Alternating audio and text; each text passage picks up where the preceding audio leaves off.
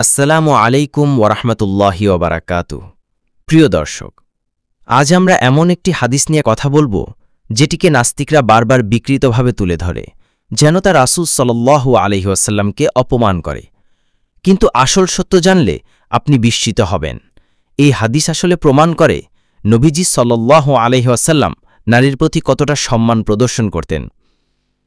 এই হাদিসটি বুঝতে হলে আমাদের কিছু বিষয় জানতে হবে। ১. জাওনিয়া কে ছিলেন? ২.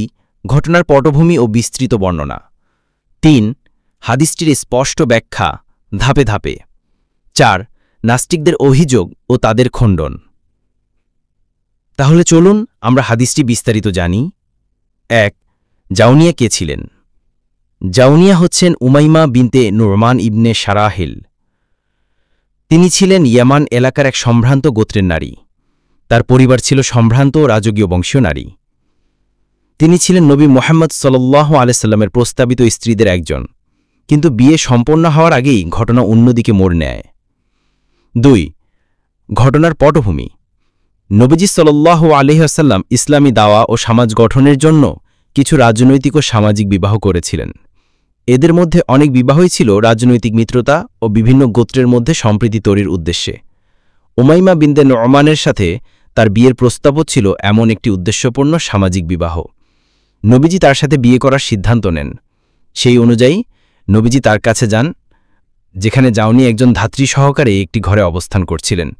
এখানে একটা বিষয় লক্ষ্য করেন, জাওনিয়া কিন্তু একা ছিলেন না, তার সাথে একজন ধাত্রী ছিলেন। ৩. ঘটনার বর্ণনা ও হাদিস বিশ্লেষণ। চলুন হাদিসটির আরবি মূলপাঠ করি এবং ধাপে ধাপে ব্যাখ্যা করি। আন আবি উসাইদিন ক্বালা খরজনা মা'আন নবী সাল্লাল্লাহু আলাইহি ওয়াসাল্লাম হাত্তা ইনতাহাইনা ইলা হাইতিন ইউকালু লাহু শাওতুন ফাজালাসা ফি কুরবি জিদারিন। অর্থ ও ব্যাখ্যা। আবু উসাইদ রাদিয়াল্লাহু আনহু বলেন, আমরা নবীজি সাল্লাল্লাহু আলাইহি ওয়াসাল্লামের সাথে এক সফরে বের হলাম। এক পর্যায়ে আমরা একটি বাগানে পৌঁছালাম যেটার নাম ছিল শাওত। সেখানে নবীজি সাল্লাল্লাহু আলাইহি ওয়াসাল্লাম একটি দেয়ালের পাশে বসে পড়লেন। এটি একটি স্বাভাবিক সফরের দৃশ্য, যেখানে নবীজি বিশ্রামের জন্য বসেন। কোনো গোপন বা সন্দেহজনক পরিবেশ ছিল না। ফাস্তাআদাতহু ইমরাআতুন ফাকালা লাহা আন-নাবিয়্যু সাল্লাল্লাহু আলাইহি ওয়াসাল্লাম হাল তাসতাসলিমিনা লি। অর্থ ও ব্যাখ্যা। একজন নারী নুরমান ইবন শারাহিলের কন্যা তার সামনে এলেন।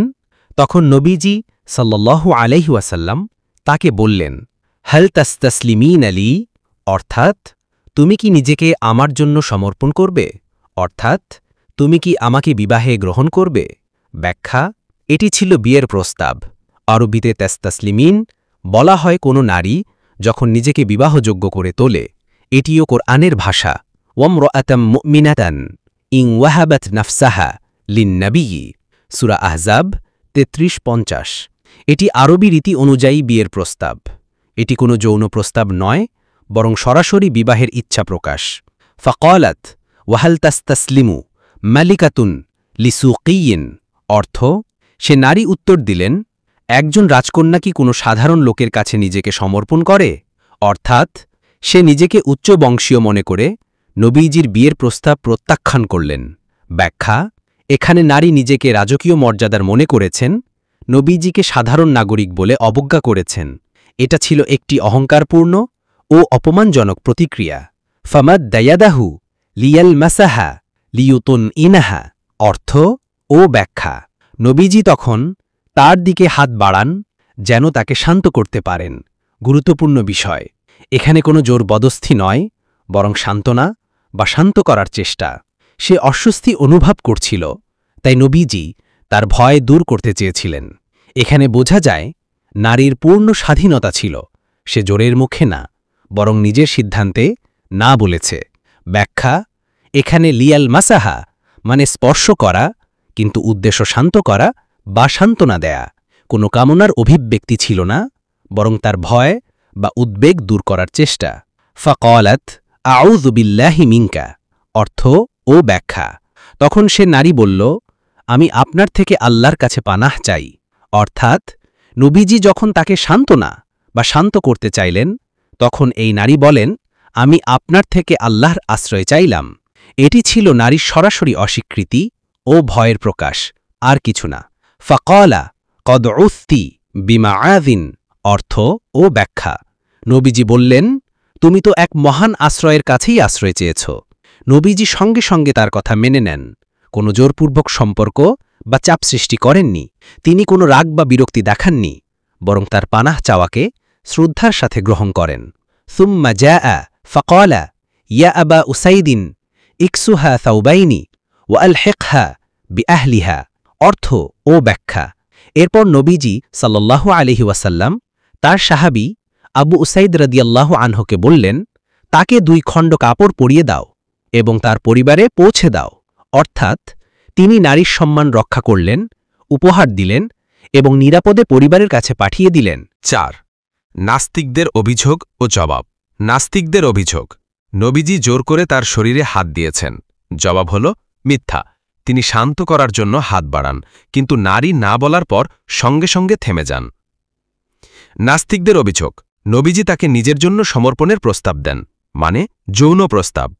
জবাব হল ভুল। এটি বিয়ের প্রস্তাব, যা কোরআনেও এসেছে, সূরা আহজাব আয়াত 50। নাস্তিকদের অভিযোগ, নারীকে অপমান করা হয়েছে। জবাব হল, নারীকে অপমান করা হয়নি, বরং নবীজি তাকে কাপড় ও সম্মান দিয়ে পরিবারের কাছে পাঠিয়ে দিয়েছেন। নাস্তিকদের অভিযোগ, নবীজি নারীদের প্রতি লোভী ছিলেন। জবাব হল, এই ঘটনার প্রমাণ হল নারীর না বলায় তিনি সঙ্গে সঙ্গে থেমে যান, সম্মান করেন এবং কোনো জোর করেন না। 5. ঘটনা থেকে শিক্ষণীয় বিষয়। 1. নারীর সম্মতি ছাড়া কোনো সম্পর্ক ইসলামে বৈধ নয়। 2. বিয়েতে নারীর পূর্ণ অধিকার রয়েছে না বলার। 3. নবীজির চরিত্রে শালীনতা, সংযম ও সম্মান ছিল সর্বোচ্চ পর্যায়ের। 4. কোনো নারী অপছন্দ করলে তিনি তাকে জোর করেননি, বরং উপহার দিয়ে সম্মান দেখিয়েছেন। নাস্তিকদের প্রচারিত মিথ্যা হাদিস বিকৃতির আসল চেহারা এই বিশ্লেষণের মাধ্যমে পরিষ্কার হয়ে যায়। জাওনিয়ার ঘটনা হুবহু প্রমাণ করে নবী মুহাম্মদ সাল্লাল্লাহু আলাইহি ওয়াসাল্লাম ছিলেন নারী সম্মানে এক অতুলনীয় আদর্শ। আপনি শুনছিলেন জাওনিয়া ও রাসূল সাল্লাল্লাহু আলাইহি ওয়াসাল্লাম, একটি বিকৃত হাদিসের সত্য ব্যাখ্যা মাসুম বিল্লাহর কলমে।